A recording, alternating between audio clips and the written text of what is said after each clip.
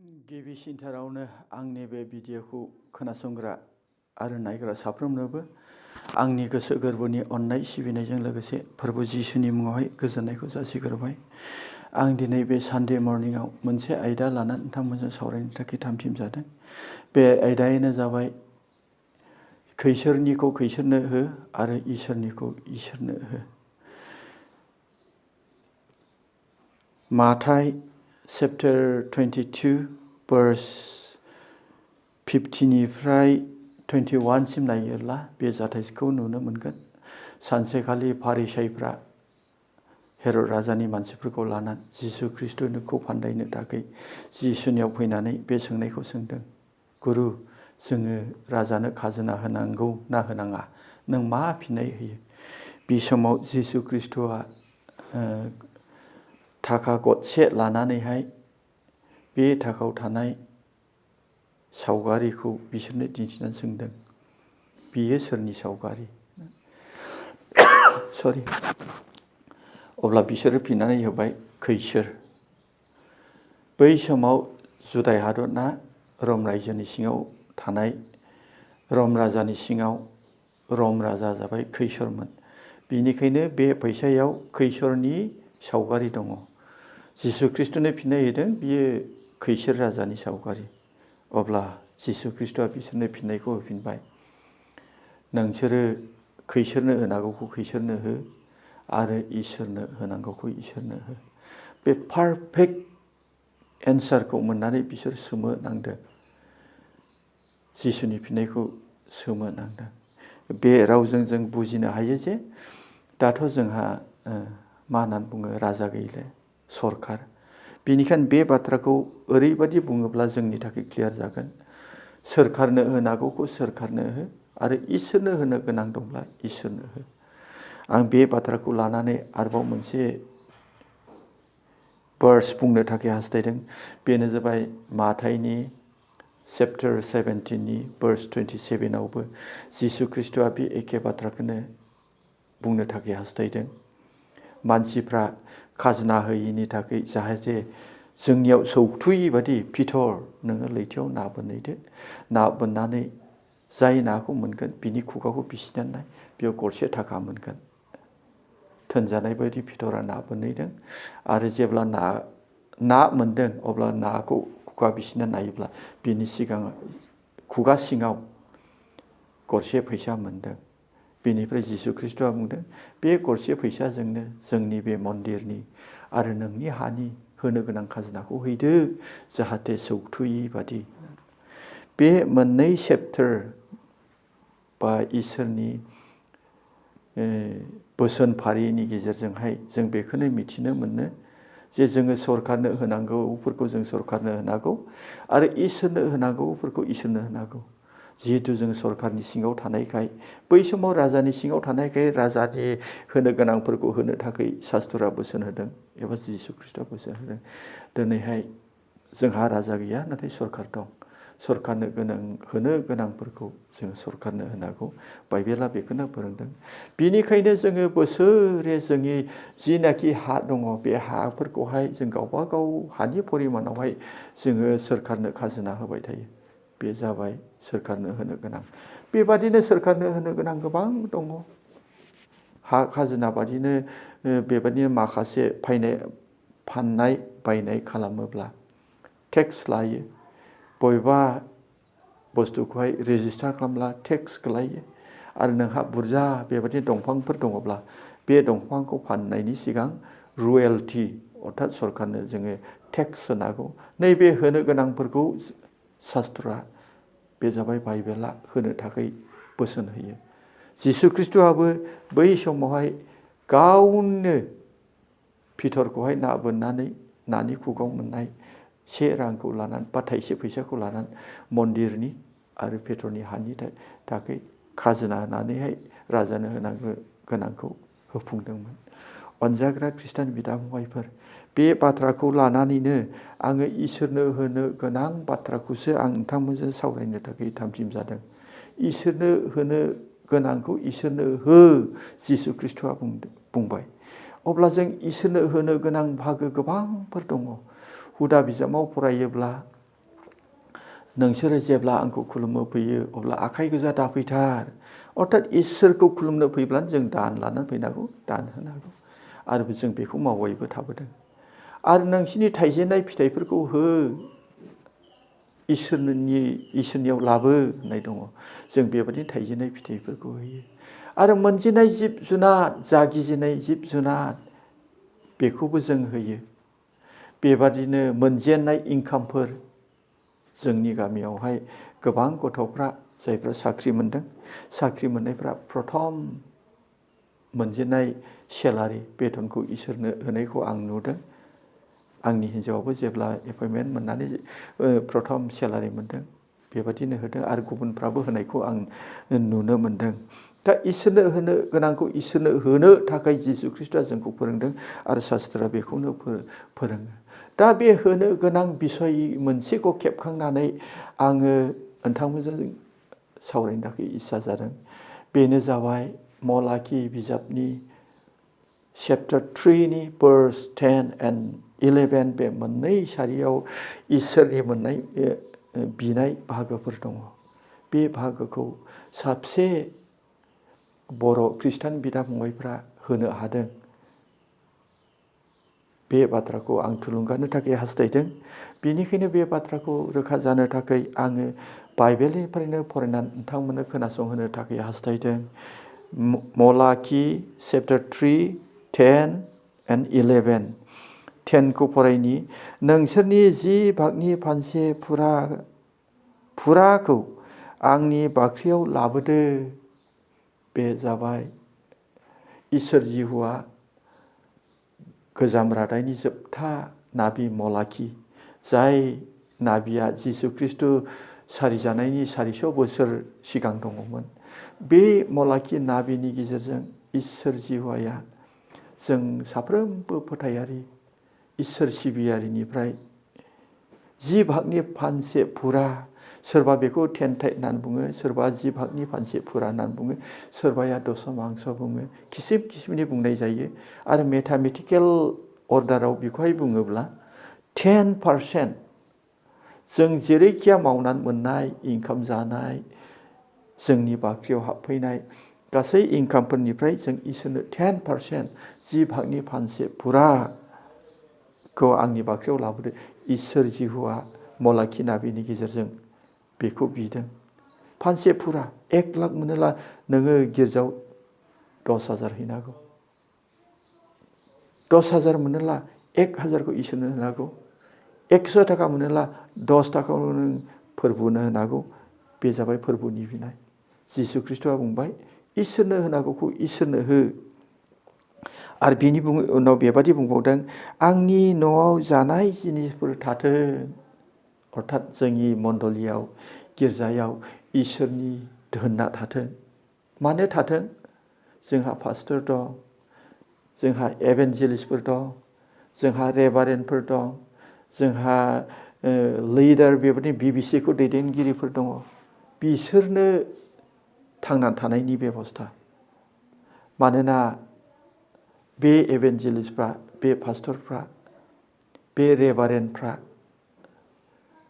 बिसिनि थांनानै थानाया इसोरनिफ्रायनो जोंनिफ्रायनो फोथायारिनिफ्रायनो जानांगौ बिसिनि थांनानै थानाया इनकामा सरकारनिफ्राय नङा बिनिखायनो बे मानसिफोरनो जाहोनो थाखाय इसोरा नाबिनि गेजेरजों जोंनिफ्राय 10 भागनि फानसे फुराखौ बिदों आंनि न'आव जानाय जिनिसफोर थाथों बे जिनिसफोरखौ मोनजानाय मानसिफोर दङ बा जाहोनांगौ मानसिफोर दङ बे जाहोनो गोनां मानसिफोरनो जाहोनो थाखाय इसोर जिहुआ बिदों बिनि उनावहाय मा बुंदों आरो बिजों नोंसोर आंखौ फोरमान नायदो आनजाद नाय नोंसोर आं बे 10 भागनि फानसे फुराखौ होना नोंसोर आनजाद नाय बेबादिनो बिरगोनफोरनि फोरबुआ होनदों आङो नोंसोरनि लागै अख्रांनि खिरखिखौ खेवनानै नोंसोरनि सायाव उसिफावग्लायजासे आशीर्बादखौ होगोन ना होआ दाने इसोरा जोंनो बेबादि जबान होबाय 10 भागनि फानसे फुराखौ जों इसोरनि बाख्रियाव लाबोयोब्ला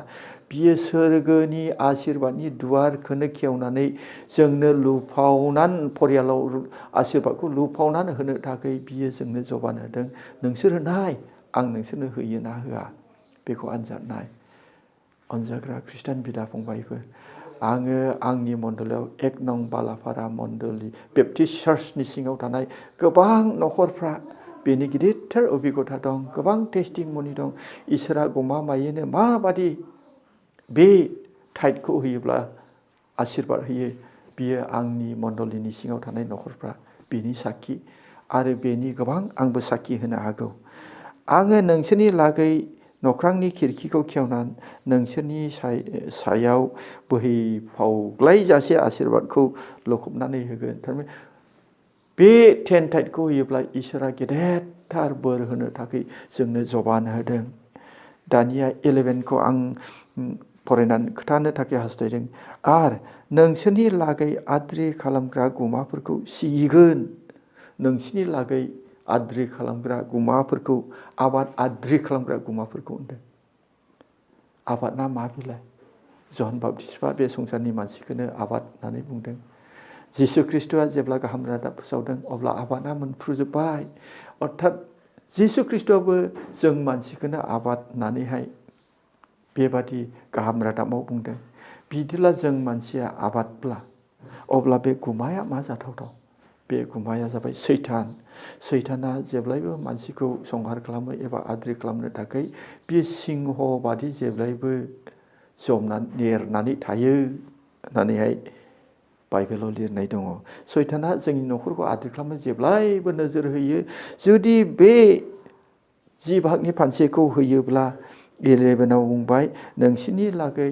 आबाद आद्रि खालामग्रा गुमाखौ आङो मानो सिगिगोन अब्ला बे गुमाया मा जाथावथाव बे आद्रि खालामग्रा गुमानि ओंथियानो जाहैबाय बियो सैतान नखराव दावराव खालामग्रा सैतान फिसा फिसौफोरनि अन्तराव हाबनानै धन सम्पति नस्थ' खालामग्रा सैतान हौवा हिन्जावजों नांलायहोनानै गोखा सोनानै बेबादिनो हौवा हिन्जावजों आलदा खालामग्रा सैतान नखर सिफायग्रा सैतान गुमाया जेरै आबादखौ जानो आद्रि खालामो सैताना बेबादि नखरफोरखौ आद्रि खालामनो थाखाय जेब्लायबो बियो नोजोर होयो जेब्ला जोङो बे 10 टाइट जि भागनि फानसे फुरा दशम भागखौ होगोन अब्ला इसोरा जोंनो जबान होदों बे सैतानखौ आं धुमखिगोन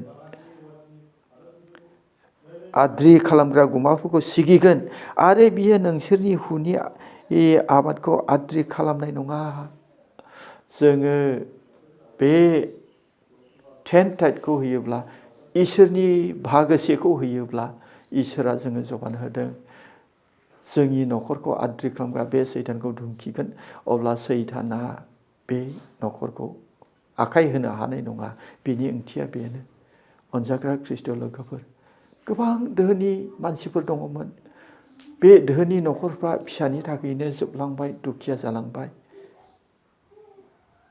फिसाज्लाया हानायनि बारा थाखा फैसा नांनायनि बारा गाननाय जोमनाय नांनायनि बारा मबाइल आरो नांगौनि बारा दामि गारिफोर बेबादि डिमान्ड खालामै फिसानो बे डिमान्डखौ सुफुङै गोबां बिमा बिफाफ्रा बेबादिनो दुखिया जानायखौ जों गावनि मेगनजों नुनो मोनदों आफा इसोरा जोङो जबान होबाय जि भागनि फानसेखौ इसोरनि भागखौ इसोरनो होयोब्ला अब्ला बे गुमाफोरखौ आङो धुमखिगोन अर्थात बे सैताना नोंथांनि नखरखौ आखाइ होनो हानाय नङा अनजाग्रा खृष्टान बिदा फंबायफोर गोबां नखरखौ नोंथांमोना थाल खालाम गथ' गथाय नखर दावराव बबेनिफ्राय बे दावरावखौ सोर हास्थायो रावबो मानसिफ्रा नखर दावराव जानायखौ मोजां मोना गथ' गथाय आद्रि जानायखौ मोजां मोना हौवा हिन्जाव गोखा जानानै नागारलायनायखौ मोजां मोना नाथाय हौवा हिन्जाव नागारनाय सोरबा हौवा नागारना खारनाय सोरनिबा हिन्जावा नागारना खारनाय सानफ्रोमबो मिडियानि गेजेरजों जों नुनो मोन्दों खोनानो मोन्दों गामिफ्रावबो जों खाथि खाला आरो गावबागाव गामिफ्रावबो बे जाथायफ्रा जाबाय मानो जुदि मोजाङै जुदि बेखौ बिसार खालामोब्ला नो खबर लायोब्ला जाय खृष्टान नखराव बे जाथायफ्रा जादों बे नखरा इसोरनो जि भागनि फानसे फुराखौ होयिखाय इसोरनिफ्राय जिनाखि रैखाथि मोननो इसोरा जबान होदों बेखौहाय मोननो हायाखै जाय नखरफ्रा फिसानि गेजेरजों बेबादि उन्नतिया थाबथाबाय बेबादि नखरफ्रा बायबाय जाय हौवा हिन्जावा गावजों गाव दावराव दावसि जानानै नागारलायदों खबर लायोब्ला बे न'खरा इसोरनि बिनाय जि भागनि फानसेखौ होयैनि थाखाय सैताना आखाइ होदों। दिनैसिमबो रेकर्ड गैया आङो बे इसोरनि भागखौ फुरा होयो नाथाय आंनि न'खरा उन्नति जायाखै। दिनैसिमबो टेस्टिमनि गैया आं फानसे फुरा इसोरनि भागखौ होयो थेवबो आंनि गथ'आ नस्थ' जाबाय। रावबो बेबादिखौ दिनैसिमबो टेस्टिमनि होआखै। बरंस टेस्टिमनि होयो आङो इसोरनो जि भागनि फानसे बाहागोखौ होनायजों आंनि न'खरा उन्नति जाबाय, आंनि फिसा फिसौफ्रा रोंबाय। बेबादिसो टेस्टिमनिखौ मोननो हागोन। अनजाग्रा खृष्टान बिदा फंबायफोर, बेनिखायनो आङो बे बाथ्राजों थुलुंगा होनो हास्थायदों नोंनि न'खरा जि भागनि फानसे फुरा होनायनि गेजेरजों नों इसोरनिफ्राय गिदिर प्रटेक्शन मोनो। बेनिखायनो आरो बिनि गाहायाव थांबावोला मा बुंदों, नोंसोरनि हुनि आबादखौ आद्रि खालामनाय नङा। बे जाबाय जोंनि परियालानो जों आबाद, गुमाया जाबाय सैतान। बे सैताना जोंनि परियालखौ नस्थ' खालामनो हानाय नङा। जि भागनि फानसे फुरा होयोब्ला इसोरा बे जबानखौ जोंनो होदों, बेखौ आं बानायनानै बुङाखै, इसोरासो जोंनो जबान होदों। बेखौ नोंथाङा होनानै नाय। जों गोबां अबिगथा दङ। आंनि मण्डलियाव 37टा न'खरजों जानाय मोनसे मण्डलि, 37टा न'खरबो होजोबो। मण्डलिया माबादि जौगादों, मण्डलिया माबादि खामानि मावनो हादों, मण्डलियाव बेसेबां थाखा फैसा दं, आं उनाव एसे खोथागोन। बिनि उनाव बुंबाय, एबा नोंसोरनि हुनि द्राखा फिथाइया बोथोर स'वालाबा रहायनानै सिरिलांनाय नङा। दुब्लियाव थानाय द्राखा फिथाइया बोथोर जायासावनो रहायनानै सिरिलांनाय नङा। रायाखै मोनाखै ओरैनो सिरिनाय नङा, बियो रागोन मोनगोन होननाय जादों। बिनि ओंथिया मा? बे द्राखा फिथाइफ्रा, द्राखा बिबारफ्रा, द्राखा बागाना जोंनि गथ' गथायानो। नोङो जि भागनि फानसे फुरा होयोब्ला नोंनि गथ'आ साक्सेसफुल जिबनावहाय इसोरनिफ्राय बे साक्सेसफुल जाफुंनायखौ मोननो हागोन। अनजाग्रा खृष्टान बिदा फंबाय, गोसोखां गोबां खृष्टान न'खरावहाय गावनि नायल' जाल' नायनो मोजां फिसाजो बैसोआ 14 बोसोर 14, 15, 16 इयार्स बे हाबानि जयगथा जायाखै। नाथाय गोबां बिफाफ्रा गावनि आखाइजोंनो बैसो जायै गथ'खौनो सेंग्रानो गथायनो गोनां जादों। मानो? नोङो इसोरनो होनो गोनां भागखौ होयैनि थाखाय सैताना नोंनि दुब्लियाव थानाय द्राखा फिथाइखौ बोथोर स'वालासेनो रहायलांनाय। अर्थात नोंनि गथ'आ फरायफुनायसो बैसोमोन, देरफुनायसो बैसोमोन, गियान आरजिनाय बैसोमोन, लेखा सोलोंनाय बैसोमोन। नाथाय आस'खान्दा नोङो उफाय गैया जाबाय। फिसाया बेबादि नोंनि फिसा हिन्जावा बेबादि खामानि मावबाय, बे फिसा हिन्जावखौ लेखा फरायबावनो नों गहाले। बेबादि गोरोन्थि मावबाय, बे फिसा हिन्जावखौ हाबा होआलानो उफाय गैया, नों हाबा होनांबाय। बेनो बोथोर स'वालासेनो द्राखा फिथाइनि रहायलांनायनि ओंथिया। इसोरा जबान होदों, नोंथाङा जि भागनि फानसे फुरा होयोब्ला नोंनि द्राखा बिफांनि फिथाइया बोथोर स'वालासेनो रहायलांनाय नङा। माने नोंनि फिसाफ्रा जेरैबादि राफुंसार रोंफुंसार बैसो जानांगौ, रोंनांगौ, साक्सेस जानांगौ, इसोरा नोंथांनि जिबनाव गेदेरथार साक्सेस लाबोगोन। बे आयदाखौ लानानै आङो जोंनि बर' खृष्टान बिदा फंबायफोरखौ थुलुंगा होदों। गोबां बर' खृष्टानफ्रा दिनैसिमावबो बे जि भागनि फानसेखौ फुरा होफुंनो हायाखै। जानो हागौ आं बेखौनो सानो, क्लियार जायाखै, बुजियाखै, दैदेनगिरिफ्रा फोरोंनो हायाखै। नङाब्ला बे मानसिया बासायजायाखै, जायनि थाखाय इसोरनि बोसोनखौ सिफायगासिनो दं। बे जाबाय जिसुआ बुंबाय खैसोरनो होनांगौखौ खैसोरनो हो। अर्थात सरकारनो होनो गोनां दंब्ला नों खाजोनाफोरखौ हो, टेक्सफोरखौ हो। इसोरनि भागखौ इसोरनो हो। बेयो इसोरनि भाग। जिसु ख्रिस्ट'आ गावनि खुगाजों फोरोंदों आरो गावबो बेखौ मावनानै दिन्थिदों। जों इसोरनि भागखौ होनांगौ। जि भागनि फानसे फुरा आंनि बाख्रियाव लाबो, आंनि न'आव जानाय जिनिसफोर थाथों। इसोरनि गोबां मावग्राफोर दं, बेनिफ्राय बेखौ मोनजानो हागौ। मावरिया दुखिया बेनिफ्राय हेफाजाब मोननांगौ, बेनिफ्राय मन्दिर लुनांगौ, गिर्जा लुनांगौ। अनजाग्रा खृष्टान बिदा फंबायफोर, आं फिसा टेस्टिमनि होयो। आंनि मण्डलिया 37 घरजों जानाय मोनसे मण्डलि। नाथाय बे 37 घरा गासैबो 110 होग्रा, सासेबो जोंनियावहाय 110 होयि गैले, बा बे टाइटखौ होयि गैले। 37 घरखौ बयबो होजोबो। दिनै बे 37 घरजों जानाय मण्डलिया ओरैबादि बोलोग्रा। 11 सननिफ्राय लानानै 22 सननि गेजेराव जों गासै गंबा मानसिफोरनो गेदेर गेदेर गिर्जाफोर लुना होबाय। नोंथांमोना जेब्ला दादगारि भुटान सेरजों गेटनि सेरजों सोनाब मोखां थांगोन, अब्ला बेयाव इन्ड' भुटान नेपालि बेप्टिस्ट चार्च होननाय मोनसे गिर्जा दं। बेखौ जों 7,70,000 बावैसो जों लुना होदों। ओरैनो लुना होदों। बेनिफ्राय क'क्राझार डिस्ट्रिक्टनि सिङाव थानाय फुथिमारि जेब्ला थांगोन, बे फुथिमारियावबो समायना गिर्जा, जोंनि 1 नं बालाफारा बेप्टिस्ट चार्चआ बेखौ फ्रि लुना होदों। बिसोर लुफुंनो हायाखैमोन। कलकाता बेप्टिस्ट चार्च, गौरांनि सारियालिनि सोनाबजों थानाय मण्डलि बेप्टिस्ट चार्च, बेखौबो जों लुना होदों। गेन्दुगुरि साइडना जों 9 नम्बर महेन्द्रपुर, बेयावबो दुखिया मण्डलि, बेयावबो जों लुना होदों। आरो बावैसो हान्थुपारा मण्डलिजों एटाच बड' बेप्टिस्ट चार्च एस'सिएशननो जोङो मोनसे साब सेन्टार लुना होदों मिसनारि थानो थाखाय। जोङो गंबा मोजां मोजां न' लुबाय।